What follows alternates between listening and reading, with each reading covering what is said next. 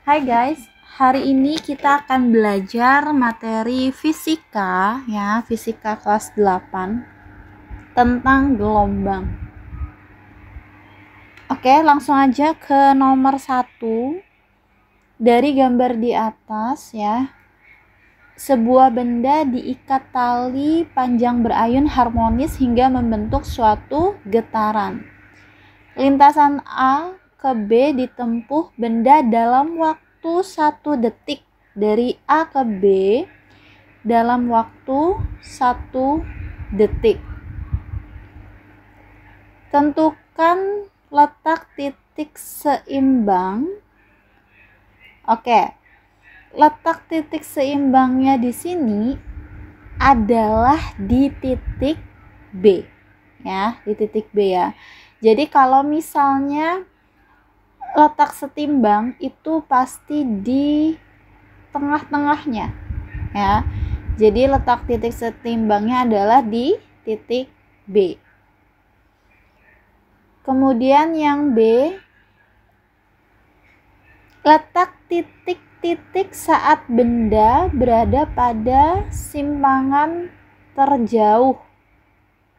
Benda berada pada simpangan terjauh. Berarti titik apa yang simpangannya terjauh antara A dan C? Ya. Jadi di titik A dan C itu adalah ketika benda itu pada simpangan terjauh. Karena di sini yang paling jauh adalah titik A dan titik C. Ya, kemudian kita ke yang C. Besar amplitudo. Amplitudo itu adalah amplitudo getaran itu adalah 1 kali dia bergetar, yaitu dari A ke B atau B ke C atau C ke B itu namanya amplitudo. Nah, di sini amplitudonya adalah 15 cm. Kemudian nilai periode getaran. Nilai periode getaran itu apa? Waktu yang dibutuhkan untuk membentuk satu getaran. Itu namanya periode. Nah, satu getaran itu gimana? Satu getaran itu dari A sampai ke titik A lagi. Gitu ya. Dari A sampai ke titik A. Berapa waktunya? Kita lihat. Katanya lintasan A ke B itu ditempuh dalam waktu 1 detik. Berarti dari A ke B itu 1. Dari B ke C 1 detik. Berarti dari A ke C udah 2 detik. Dari C ke B berarti 3 tambah ya. Terus B ke A tambah 1 lagi berarti 4 detik. Ya, jadi periode itu adalah waktu yang dibutuhkan dalam satu getaran. Nah, satu getaran tuh gimana konsepnya? Yaitu dari A kembali lagi ke A.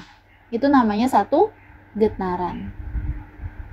Terus habis itu yang E adalah nilai frekuensi. Nah, frekuensi itu rumusnya 1/T ya. Karena kamu udah cari T-nya itu di 4 second, berarti 1/4, yaitu 0,25 Hz. Next, kemudian yang F, banyaknya getaran yang terjadi dalam 1 menit. Banyaknya getaran dalam 1 menit. Berarti yang dicari adalah N. Banyaknya getaran tuh simbolnya N. N itu adalah rumusnya adalah T kali V. Nah, berarti T itu adalah waktu, F itu adalah frekuensi.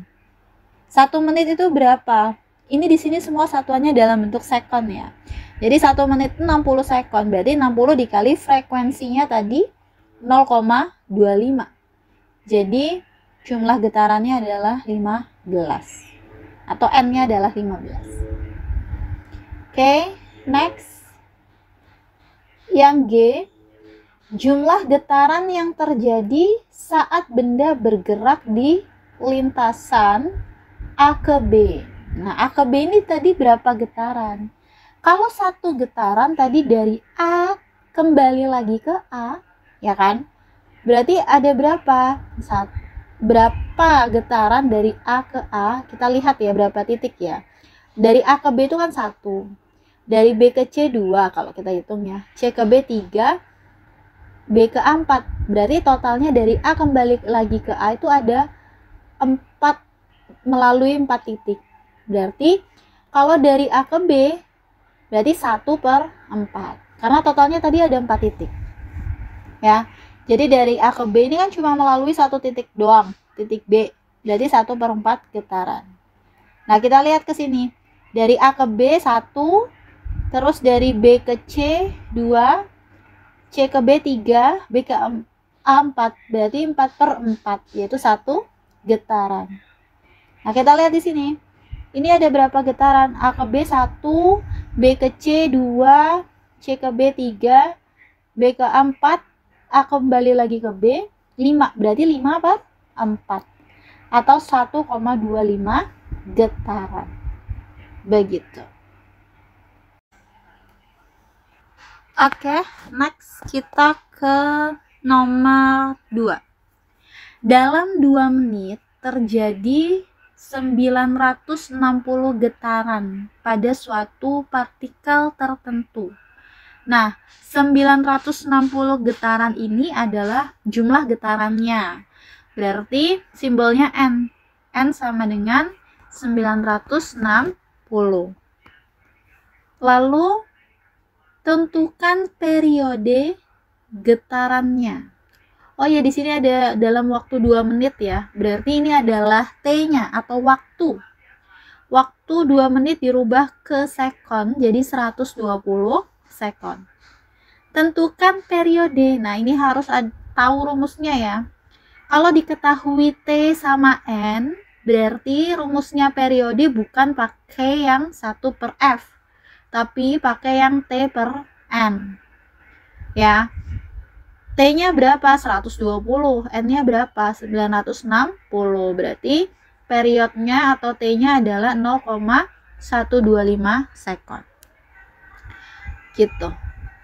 Oke, next ya, yang B. Disuruh cari frekuensi.